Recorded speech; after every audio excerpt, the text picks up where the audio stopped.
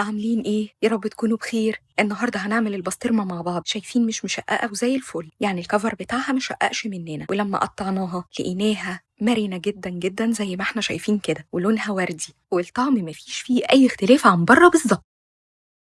خليني اقول لكم ان القطعيه بتاعتنا بتبقى من حاجه من اتنين، يا اما عرق اللحمه التريبيانكو، يا اما بتقولي للجزار محتاجه القطعيه من وش الفخده، وتقدري انك تعملي منها كميه صغيره براحتك جدا حتى ولو نص كيلو. ولكن خليني اقول لك انك هتندمي لو انت ما عملتيهاش من الاول حوالي كيلو، كيلو ونص. اول حاجه بنعملها، انا بشتري الحقيقه العرق اللي بيكون مستورد، يعني علشان نقلل في التكلفه، واصلا في الماركتس بره هي بتتعامل باللحمه المستورده. هاتي من اي حد بتاع مجمدات، اشتري عرق التريبيانكو وابتدي انك شفيه زي ما شفتيني كده بعمله. بقطع منه كل الدهون اللي احنا شايفينها على العرق، وبعد ما بقطعها وبشفيها باخدها كده زي ما هي، بعد ما اكون غسلتها كويس ونشفتها بعمل فيها فتحات بالسكينه علشان الملح اللي هنرشه بعد شويه، وعلشان تنزل كل الميه اللي فيها زي ما احنا شايفين كده. بنبتدي إننا نغلفها على مناديل بالملح، بتغطيها بالملح كويس قوي. لو كان متوفر عندك ملح خشن فتمام جدا، لكن لو مش متوفر الملح الخشن هتغطيها بس بالملح بتاعنا العادي.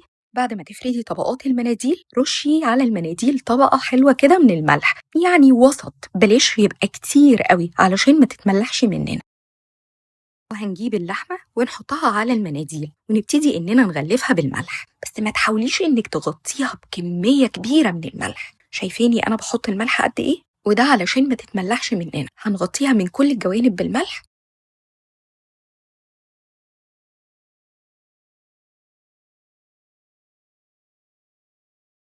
وفي الآخر هنلفها في المناديل بالطريقة دي، وهنحطها كمان في ستريتش ريب، نلفها كويس قوي رول بالشكل ده عشان تبقى معانا مكبوسة كويس.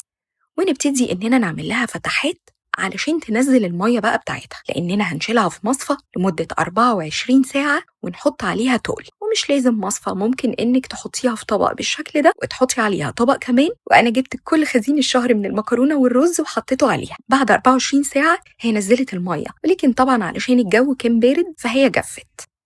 هاجي تاني يوم أشيل من عليها كل المناديل زي ما احنا شايفين، وابتدي كمان اني اجففها. هي صفت الميه كلها المدممه بتاعتها، هنديها شطفه بسيطه جدا بالميه الجاريه. هنشوف دلوقتي المناديل شكلها نضيف وزي الفل ازاي كده، هي تمام ونضيفه معانا. ونرجع نجففها بالمناديل عادي جدا ونعمل لها فتحه. انا كان عندي الشيش اخدت منه كده شريطه طويله، بدات اعديها من الفتحه بالطريقه دي،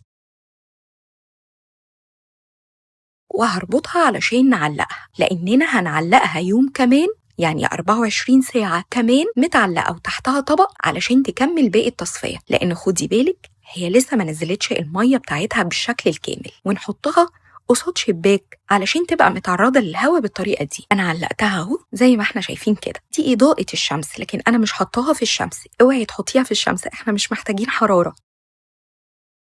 دي التوابل اللي احنا هنستخدمها، وهتلاقيني كاتباها لكم كلها على الشاشه، وكلها بتتجاب من عند العطار. انزلي كده وهاتيها كلها مره واحده.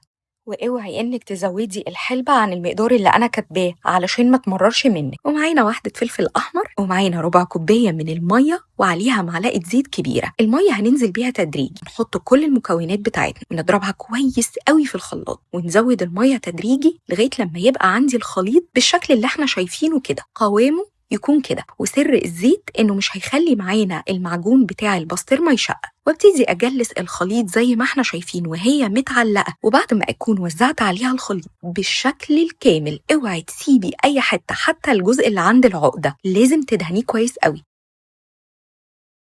تبللي ايديكي ميه وتمشيه بعد كده على خفيف قوي لغايه لما يبقى متساوي زي ما احنا شايفين. هنسيبها لمده 7 أيام، كافيين جدا ان البسطرمه بتاعتك تبقى مستويه وزي الفل.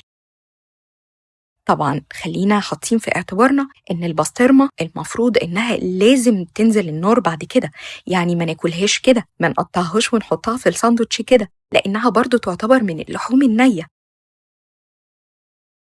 شايفين لونها بقى عامل ازاي؟ انا قطعتها في البيت، ممكن تاخديها اي ماركت ويقطعها لك عنده على السكينه الكهرباء، لكن انا قطعتها في البيت بقدر المستطاع، يعني خليتها رقيقه كده. هتجيبي ستريتش ريب وتقطعي كميتك كلها وتحفظيها في الاستريتش ريب وتحطيها في علبة بلاستيك وتشيليها في التلاجة وهتقعد معاكي زي الفل. عايزة أقولك إن السعر بتاعها لما هشتري العرق التربيانكو المستورد هيوفر معانا في سعر كيلو البسطرمة تلت سعرها بالظبط ويمكن أكتر كمان. شايفين لونها الجميل وشايفين قد إيه هي مرنة وطرية وزي الفل، والطعم تيبيكال اللي بنشتريه من أفضل محلات بره ومن أجود الأنواع. واعمليها وقوليلي رأيك فيها هيبقى عامل إزاي.